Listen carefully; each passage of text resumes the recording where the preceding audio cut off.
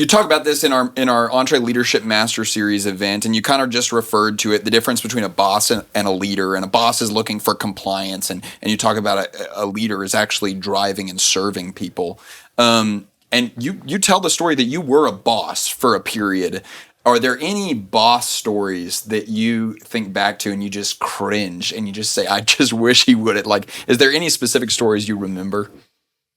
Yeah, I think I've only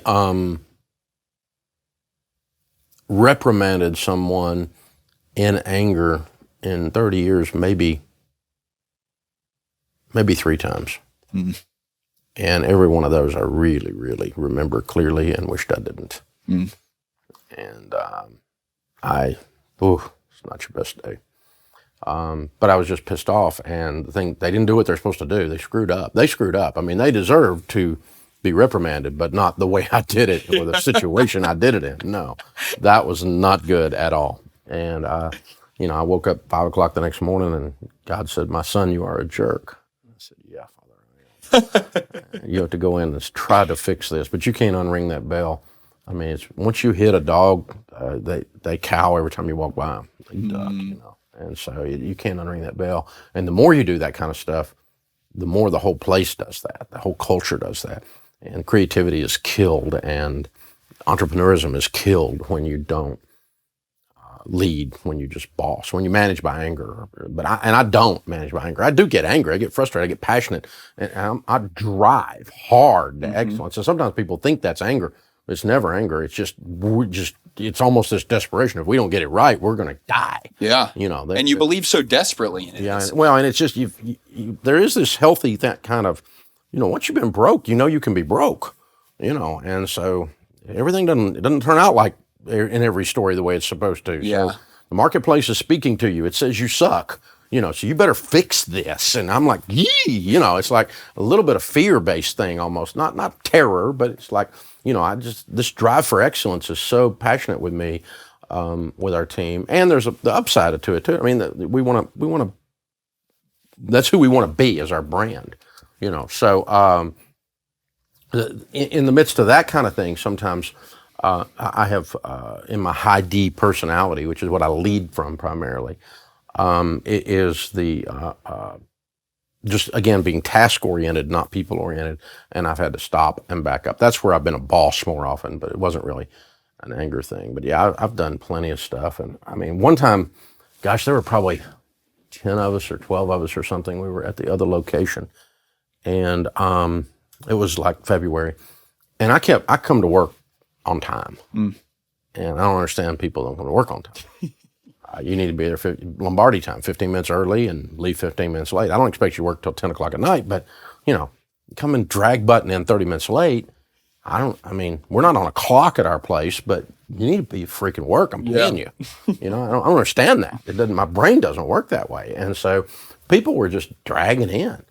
And I talked about it in staff meeting one day, and like the next week I come in, people are just dragging in 15, 20 minutes late. And, I get there and after I'm just standing there watching it, and 5, 6 people half my staff is coming in late, and I'm like, I'm done with this. So staff meeting the next week was February in Nashville. It's cold. It was like about 5 degrees.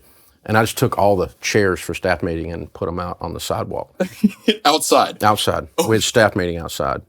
And I said, listen, if you people don't come to work and do your jobs, we're all going to be out in the cold. So I wanted you to know what it felt like. You're telling them this while they're sitting on the curb. Freezing to death. Oh, my God. They're all out there like, I'm like, and you know what? People weren't late after that. So. Yes. It's like probably a fun example, but probably not the best leadership style, So one guy kept coming in late. That was in this building, a sales guy.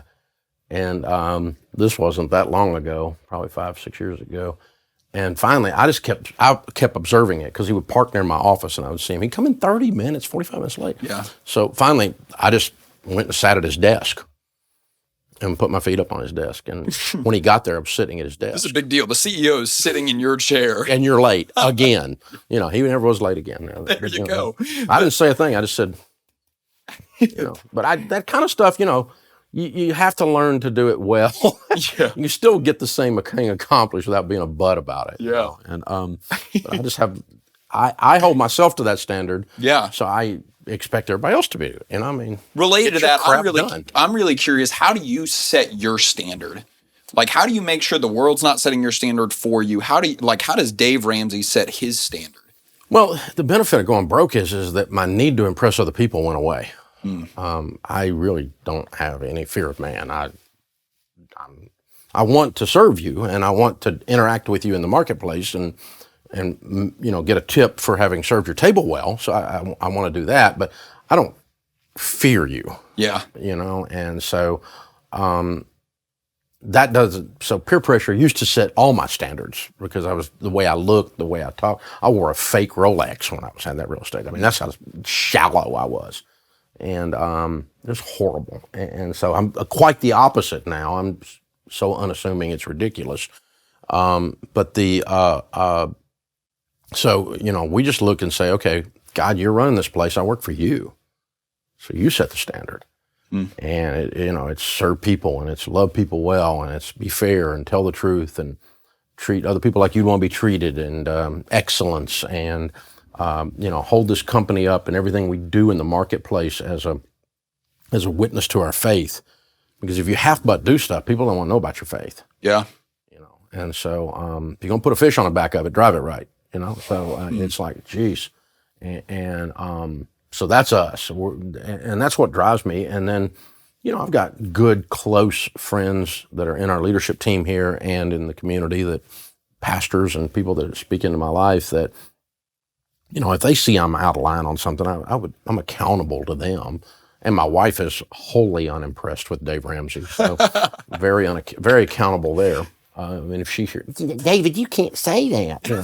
So that kind of stuff, and so that's all good. And those are people I actually do care what they think. Yeah, I listen to, probably because you trust them. But I've got, we've got so many critics out there that, But if you quit doing something every time somebody criticizes you, you never do anything. There's only one way to avoid criticism. Aristotle said, "Do nothing, be nothing, and say nothing." And these are not options for me.